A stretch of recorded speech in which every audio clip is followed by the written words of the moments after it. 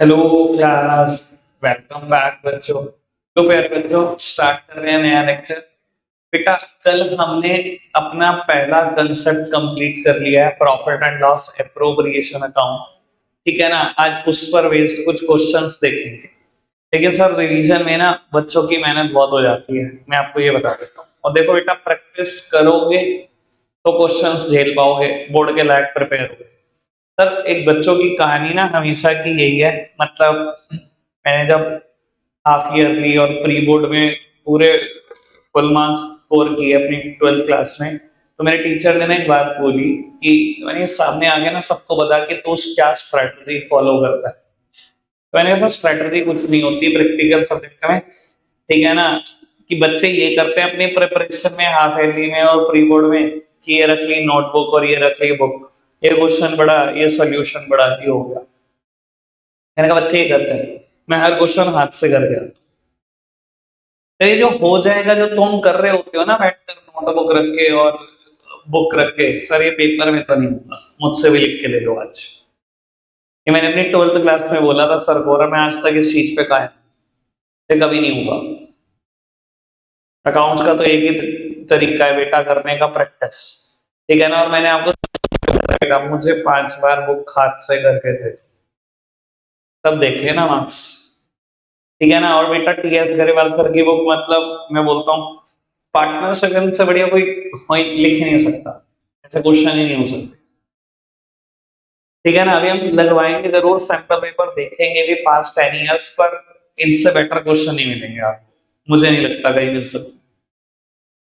बाबू, कर रहे हैं हम पहले अपने कंसेप्ट पर question, profit and loss appropriation account पर। बाबू, क्वेश्चन स्टार्ट है यहाँ पर, ये बिल्कुल लेटेस्ट एडिशन से ही कर रहे हैं, 23 से। बेटा, प्रॉफिट एंड लॉस एप्रोप्रिएशन पर 15, 16, 17, 18, 19, कुछ 20 तक क्वेश्चन बेस्ड है। लेकिन अभी मैं 15 करूंगा और आप 16 और 17 करेंगे। करेंगे आप 16 और 17 यहीं पर बेटा, थोड़ी देर के बाद। पहले मैं 15 करूंगा, मैं एक नए कंसेप्ट की चर्चा करूंगा, उस पर बेस्ड एक क्वेश्चन कराऊंगा, फिर आप करना 16, 17। ठीक है जी। बाबू, पढ़ते हैं क्वेश्चन 15। कहता है Vinod and Mohan are partner. Vinod's capital is 1 lakh and Mohan's capital is 60,000। ठीक है जी। विनोद और मोहन पार्टनर है।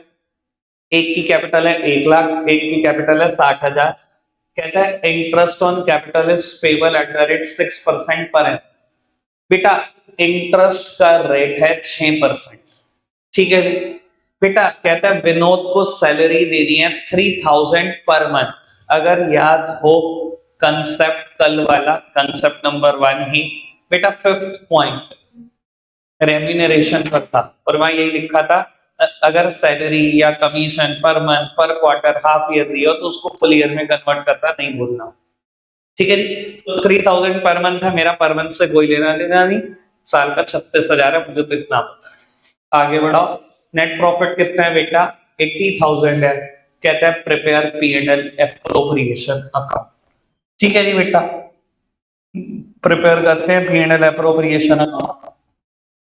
बेटा, P&L एप्रोप्रिएशन अकाउंट का फॉर्मेट किसी भी एक अकाउंट की तरह दिखने में टी शेप होगा, और बेटा ईच साइड 2 ही कॉलम है।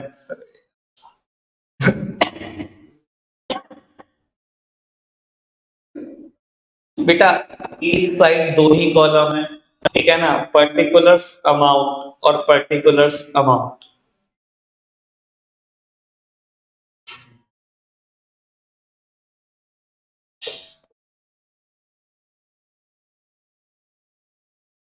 तो क्वेश्चन ने आपको नेट प्रॉफिट दिया 80,000 का।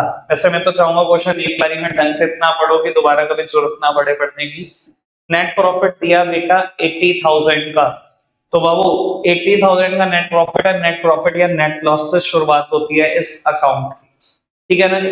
बेटा, प्रॉफिट किस तरफ रिकॉर्ड करें? On the credit side record करें। तो बेटा रिकॉर्ड कर रहे हैं, लेकिन नाम नेट प्रॉफिट मत लिख देना, प्रॉफिट एंड लॉस अकाउंट 80,000। ये आपको पता होगा कि मैं अकाउंट का नाम क्यों लिख रहा हूं। ठीक है ना, सबको आइडिया है। बेटा, विनोद और मोहन की कैपिटल 1,60,000 है, और दोनों को मिलाकर ब्याज देना है बेटा आपने 6%, 6%। बेटा कैपिटल कभी भी रिकॉर्ड नहीं होती profit and loss appropriation account में, इंटरेस्ट ऑन कैपिटल होता है। इस बुलेके में मत रहना कहीं कैपिटल चिपका दो। मैंने गिनती की 5 चीजें आपको बोली हैं, कल गिनवा कर, ठीक है? तो कैपिटल नाम की कोई चीज हमने कभी रिकॉर्ड नहीं कर। तो बेटा को इंटरेस्ट ऑन कैपिटल, बेटा विनोद को कितना देना है और मोहन को कितना देना है। मैं लिख रहा हूं बेटा, ये प्रैक्टिस आप मत रखना, विनोद का पूरा नाम लिखना, मोहन का पूरा नाम लिखना। बेटा 1 लाख की कैपिटल पर अगर 6% ब्याज दे तो कितना होगा? 6,000। और बेटा 60,000 की कैपिटल पर अगर 6% ब्याज दे तो कितना होगा? 3600। तो बेटा 9600 का तो इंटरेस्ट ही देना है आपको।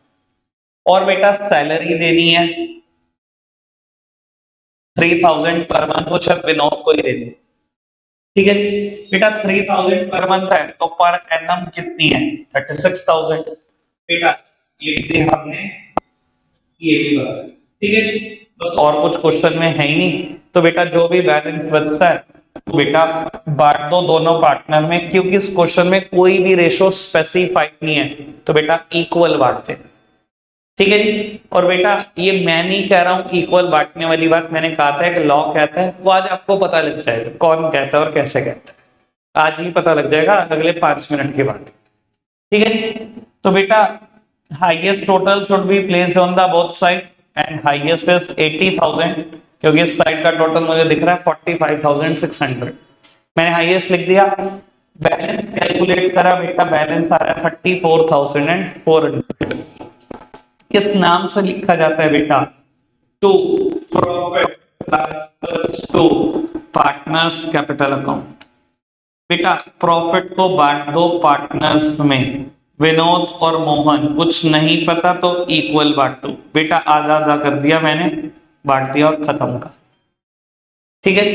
बेटा मैंने एक क्वेश्चन कर दिया, मेरे को करना नहीं था, ये मैंने बस फॉर्मेलिटी करी है, ठीक है ना? ये क्वेश्चन बहुत बचकानी बात है, ठीक है ना? हमने बहुत बड़ा बड़ा लेवल देख चुके हैं, तो बस रिवीजन है तो ठीक है। बाबू आपने 2 क्वेश्चन और करने, मैं तभी बोल रहा हूँ रिवीजन में आपकी जंग थोड़ी मुझसे ज्यादा होगी। मैं तो चाहूंगा ज्यादा ज्यादा क्वेश्चन आप करो, ज्यादा से ज्यादा करो, ठीक है ना? मैं तो एक बात करूंगा, बस सब कुछ आपके जिम्मे है जब तक प्रॉब्लम ना आ जाए, ठीक है बेटा? बाबू अब करेंगे हम एक नए कंसेप्ट की चर्चा। आकाश भाई 1 सेकंड को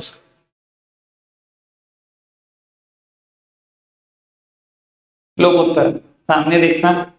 बेटा सेकंड कंसेप्ट पे हमारी चर्चा है and second concept is partnership deed. बेटा जब मैंने बिल्कुल फर्स्ट लेक्चर में थ्योरी का डिस्कशन किया था पार्टनरशिप डीड और रजिस्ट्रेशन पर, तब भी मैंने इसकी एक बात की थी, ठीक है ना जी? बेटा पार्टनरशिप डीड होती क्या है, ये एक बात पढ़ो। मैंने लिखा है बेटा, it is the written agreement between partner which specify the terms and condition. बेटा पार्टनरशिप डीड एक रिटन एग्रीमेंट है, और क्योंकि रिटन है तो आपको पता है कहां पर लिखा होगा बेटा? स्टैम्प पेपर पर लिखा होगा। कोई भी एग्रीमेंट, कोई भी कॉन्ट्रैक्ट इंडिया में स्टैम्प पेपर पे लिखा जाता है। तो बेटा पार्टनर्स जब बेटा कॉन्ट्रैक्ट करते हैं, आपस में एग्रीमेंट करते हैं, तो स्टैम्प पेपर में सारी शर्तें लिख देते हैं जो जो उनको समझ में आती है। और मैंने बेटा परसों शर्तें भी बताई थी सब आपको, पार्टनरशिप फर्म का नाम, एड्रेस, पार्टनर्स के नाम, address, PSR, capital contribution, drawings, salary, admission, retirement, death, dissolution, सब टर्म्स एंड कंडीशन जो उनको समझ में आती है सब लिखवाते हैं। समझ में आती है बेटा भाई? बाबू अब सेकंड पॉइंट पढ़ेंगे, एक बार सिर्फ पढ़ेंगे और फिर मैं बेटा कुछ याद करूंगा। बेटा लिखा हुआ है, it is not compulsory but desirable to have partnership deed. बेटा अब दिमाग में आपके जरूर आएगा ये बात कि जब आप परसों पढ़ा रहे थे तो आपने लिखा वहां पर पार्टनरशिप डीड के आगे कंपल्सरी, और रजिस्ट्रेशन के सामने मैंने लिखा ऑप्शनल। कुछ याद हो तो आपको? लेकिन बेटा ये भी याद करो, जब मैंने परसों पढ़ा रहा था तो मैंने एक बात बोली थी कि मैं एक बात गलत पढ़ा रहा हूं, मैं एक बात गलत पढ़ा रहा हूं, मैं कंफर्म करूंगा आपको। मैंने परसों ये भी बोला था, तो बेटा मैं यही बात गलत पढ़ा। बेटा ऐसा लॉ तो कहता है कि बना लो, बहुत अच्छा है, बहुत अच्छा है, बना लो, डिजायरेबल है, बनाना चाहिए पार्टनरशिप डीड। पर बेटा लोग पता है कैसे निठल्ले हैं, मैं आपको थोड़ा आइडिया दे देता हूँ लोग करते क्या है। बेटा उन्होंने पूछा कि पार्टनरशिप डीड में एक्सपेंस कितना आएगा, जिससे भी वो बनवाना चाहते हैं, कोई लॉयर हो, कोई सीईओ, कोई सीएसओ, तो उन्होंने जो भी कोट करा 3,000, 4,000, 5,000। अब बेटा कई बार क्या होता है, पार्टनरशिप ना बड़े छोटे लेवल पे बन रही होती है। मान लो बेटा दो लोग हैं, मिस्टर ए और मिस्टर बी, और ये एक धंधा शुरू कर रहे हैं और कुछ नहीं बेटा काट लगाएंगे शाम को, जिसमें वो गोलगप्पे ही बेचेंगे, मैं कहता हूं, और कुछ नहीं है, ठीक है। And total investment is ₹20,000 only. पूरी इन्वेस्टमेंट उनकी 20,000। अब बेटा उनके एंगल से सोचो, उनको लगता है यार 20,000 से तो हम धंधा ही शुरू कर रहे हैं, 5,000 हम पार्टनरशिप डीड बनाने में क्यों खर्च करें, छोड़ यार, हम दोनों को एक दूसरे विश्वास है, वर्बल कॉन्ट्रैक्ट करा और धंधा शुरू कर दिया। तब ज्यादातर दुनिया में लोग ऐसे।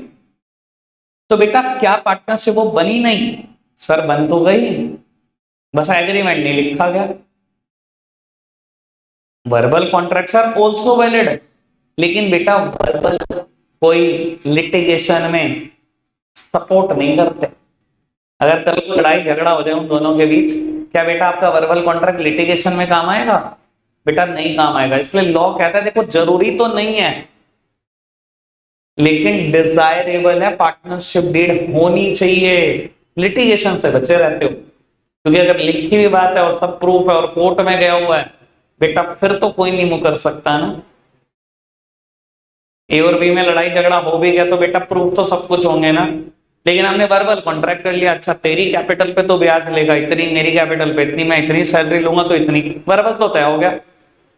और जब निकालने लगे तो एक ने दूसरे को कहते तू सैलरी कैसे निकाल रहा है, उसने दूसरे कहते तू कैसे निकाल रहा है, तू इंटरेस्ट कैसे ले रहा है, मैं प्रॉफिट ज्यादा लूंगा, मैं ज्यादा घंटे काम करता हूं, तू कैसे ज्यादा ले रहा है। तो बेटा वर्बल कॉन्ट्रैक्ट में फिर ये लड़ाई झगड़े बहुत ज्यादा हो जाते हैं। इसलिए लॉ कहता है चलो ठीक है एसेंशियल नहीं है, बट डिजायरेबल फिर भी है कि पार्टनरशिप डीड होनी चाहिए, होगी तो अच्छा रहेगा, लड़ाई झगड़ों से बचे रहो। समझ में आई बेटा बात? पक्का से?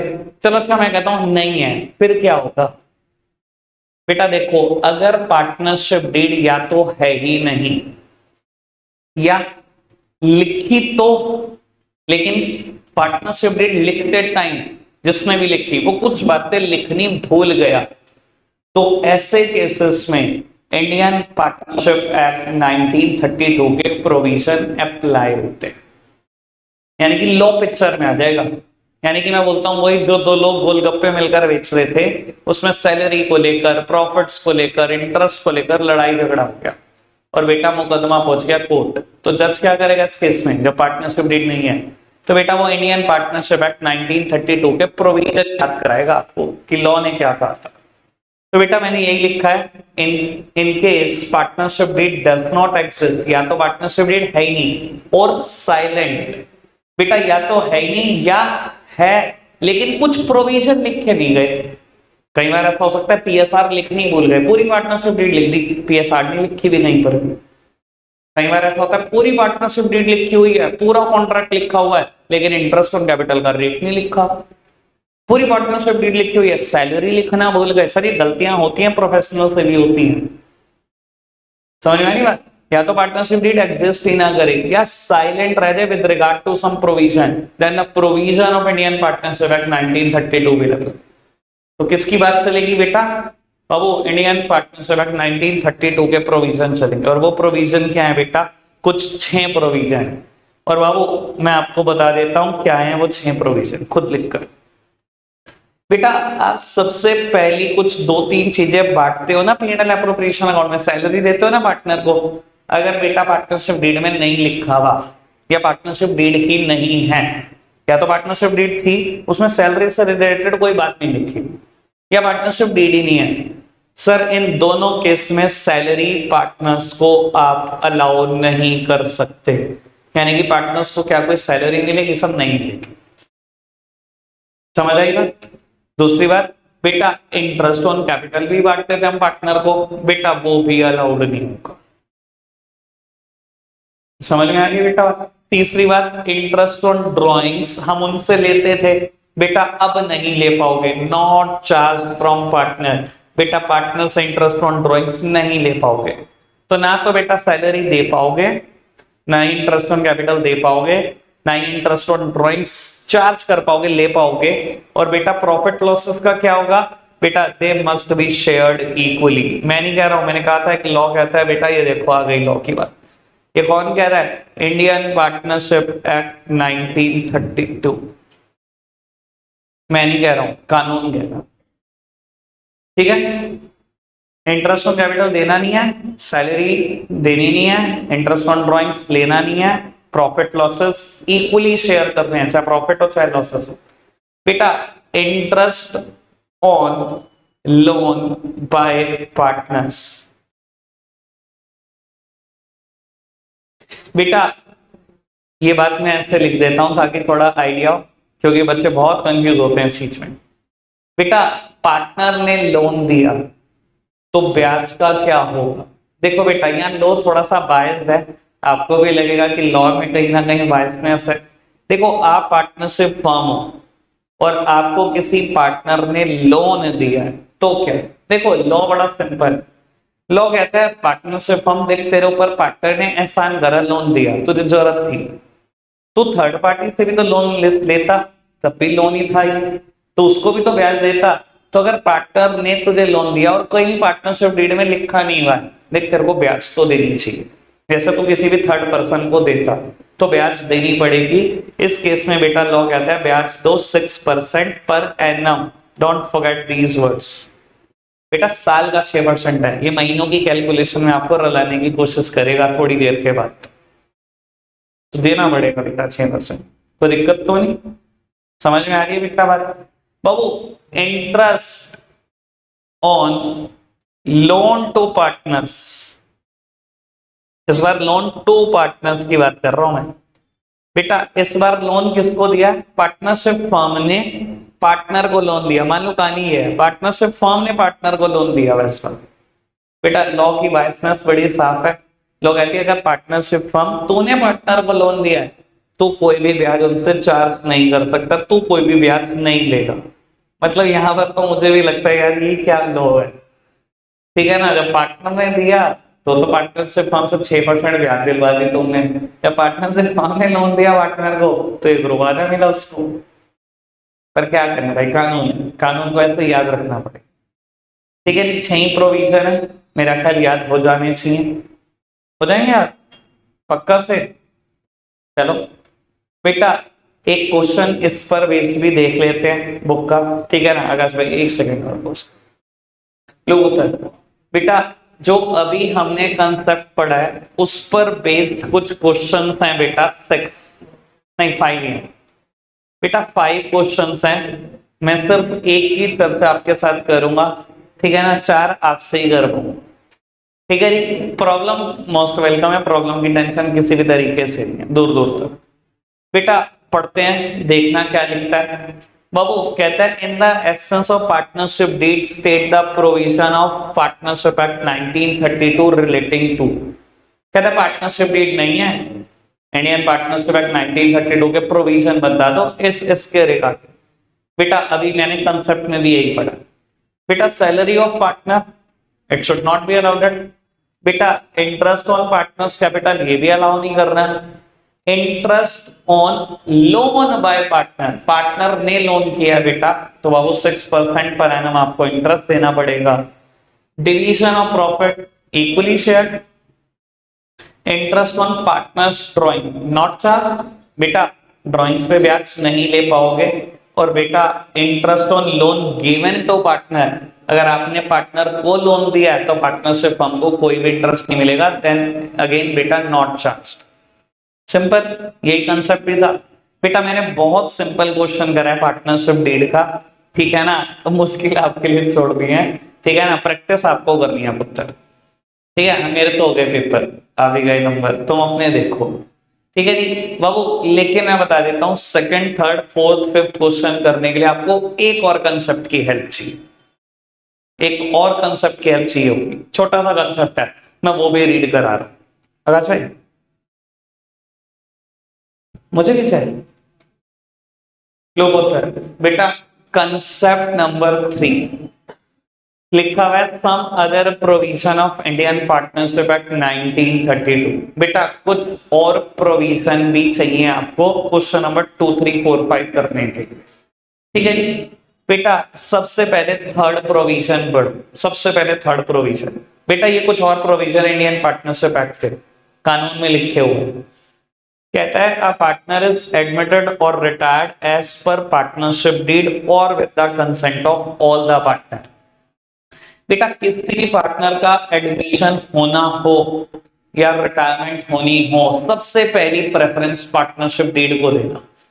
मान लो बेटा ए बी और सी तीन लोग पार्टनरशिप में थे और लिखा हुआ है बी ऑटोमेटिकली रिटायर हो जाएगा जैसे ही 31 दिसंबर 23 लैप्स करे।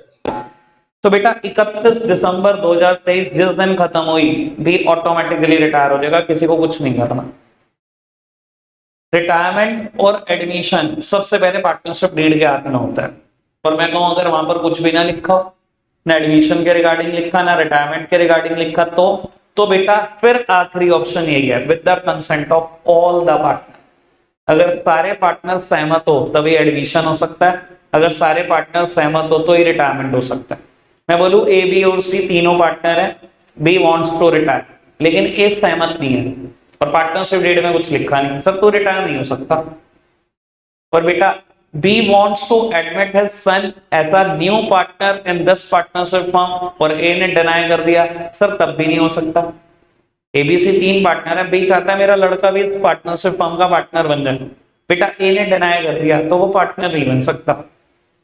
तो या तो एडमिशन और रिटायरमेंट होता है पार्टनरशिप डीड के हिसाब से अगर उसमें कुछ लिखा है, और अगर उसमें कुछ नहीं लिखा तो बेटा with the consent of all the partner, सबकी कंसेंट चाहिए, कोई एक भी छूट नहीं आता है।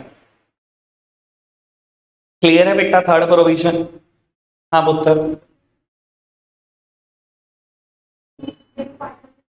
हाँ पार्टनरशिप, बेटा पार्टनरशिप एक्ट विल भी तो होनी चाहिए ना, मैं अभी उसकी बात ही नहीं कर रहा, अगर ना हो तो ठीक है ना।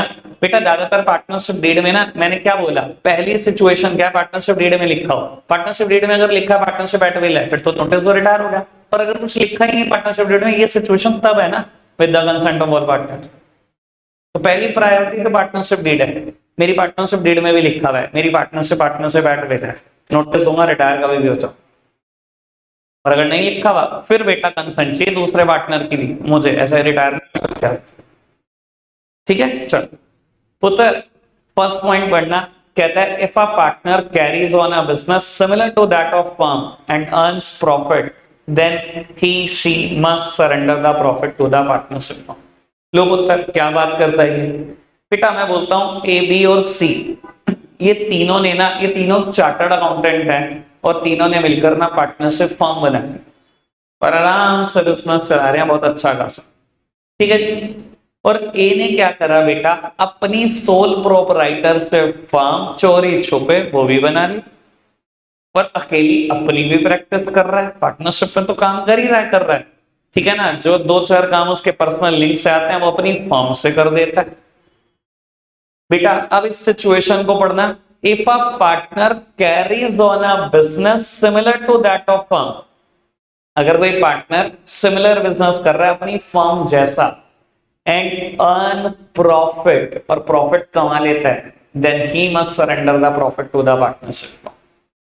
बेटा अगर ए बी सी की पार्टनरशिप फर्म चल रही है और ए ने चुपचाप से सोल प्रोपराइटरशिप फर्म बनाकर भी धंधा किया और उसमें प्रॉफिट कमाया, तो बेटा ये सारा प्रॉफिट किसका है, पार्टनरशिप फर्म का ही है।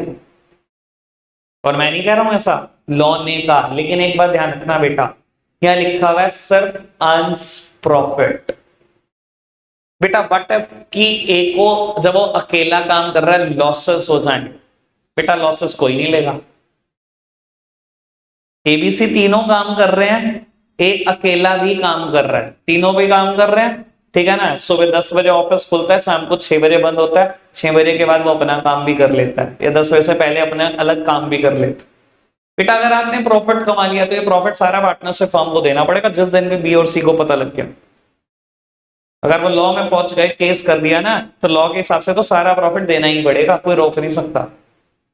लेकिन बेटा अगर आपने लॉसेस कमाए हैं अकेले धंधा करके, सर लॉसेस कोई नहीं लेगा, लॉ ने का प्रॉफिट देना पड़ेगा पार्टनरशिप फर्म को, लॉ ने ये नहीं कहा लॉसेस देने पड़ेंगे, लॉसेस नहीं लेगी, लॉसेस देते ही हैं। बड़ी बात है सब, समझ में आई बेटा बात पक्का से? इसको लिटरल ही पढ़ना है, इसकी इंटरप्रिटेशन ढूंढना मत, प्रॉफिट का मतलब सिर्फ प्रॉफिट बिल्कुल लिटरल पढ़ो। ठीक है जी, चलो बी पार्ट कहता है if a person uses firm's connection और property and earns profit then he she must surrender the profit to the partnership. बेटा अगर कोई पार्टनर फर्म का कनेक्शन, फर्म की प्रॉपर्टी का इस्तेमाल करता है और पैसे जनरेट कर लेता है, प्रॉफिट जनरेट कर लेता है, तो अगेन ये प्रॉफिट किसका है बेटा? पार्टनरशिप फर्म का ही है। मैं कहता हूं बेटा ए बी और सी क्या करते हैं बेटा? एक फर्नीचर की शॉप चलाते हैं, शोरूम है पार्टनरशिप फर्म, तीन लोग, ठीक है, चेयर्स बेचते हैं, स्टूल्स बेचते हैं, टेबल्स बेचते हैं, ठीक है बेटा। उनके एक रिलेटिव को ना एक कह लो रिजॉर्ट बनाना है, ठीक है, और रिजॉर्ट में बहुत सारे फर्नीचर की जरूरत है। मान लो बी के रिलेटिव को एक रिजॉर्ट बनाना है और फर्नीचर की जरूरत है, और बी ने क्या किया? अपने ही सप्लायर से जिससे वो सामान खरीदता है डायरेक्टली उनको सामान दिलवा दिया और उनको डिस्काउंट भी दिलवा दिया। ठीक है, समझ में आ रही है सिचुएशन क्या है? ए बी और सी का अपना फर्नीचर का शोरूम है, बहुत सारी चेयर टेबल खरीदते रहते हैं, और बी का कोई रिलेटिव क्या कर रहा है? अपना रिजॉर्ट बनाना है, और बी ने क्या करा? उन्होंने कहा जी फर्नीचर दिलवा दो, तो उन्होंने डायरेक्टली उस सप्लायर का नंबर दिया और बी ने अपने नाम से उसको डिस्काउंट भी करवा दिया। ठीक है, क्या बेटा सच में ये बताओ बी ने अपना कनेक्शन यूज किया कि नहीं किया? और ये कनेक्शन किसका था? पार्टनरशिप फर्म का कनेक्शन था। अगर बेटा बी ने कुछ प्रॉफिट कमा लिया हो, मान लो उनको डिस्काउंट के नाम पर थोड़ी सी डिस्काउंट दिलवा दियो और थोड़ी बहुत कुछ कमीशन खुद खा गया हो इसी ट्रांजैक्शन में, तो बेटा क्या आपने फर्म का कनेक्शन यूज करके प्रॉफिट जनरेट करा? हाँ, और अगर प्रॉफिट जनरेट करा then you must surrender the profit to the partnership firm, क्योंकि ये आपका कनेक्शन, आपकी प्रॉपर्टी नहीं थी। और व्हाट इफ की लॉसेस हो जाते तो? लॉसेस कोई नहीं लेता, लॉसेस बी के ही रहते। ठीक है बात, समझ में आती है बेटा बात? तो बाबू आपको second, third, fourth, fifth question करने के लिए इसका एक सहायता जरूर लेना पड़ेगा। ठीक है जी, अब आप कर क्या रहे हो बेटा? पी एंड एल एप्रोप्रिएशन पे 2 क्वेश्चन और ये 4 क्वेश्चन आपके लिए होमवर्क, 2, 3, 4, 5 होमवर्क, वो 2 क्वेश्चन करके दिखा दो तो आप जा सकते हो। ठीक है जी, क्वेश्चन नंबर 16 और 17 कर देना अभी आपको, 16, 17 करो।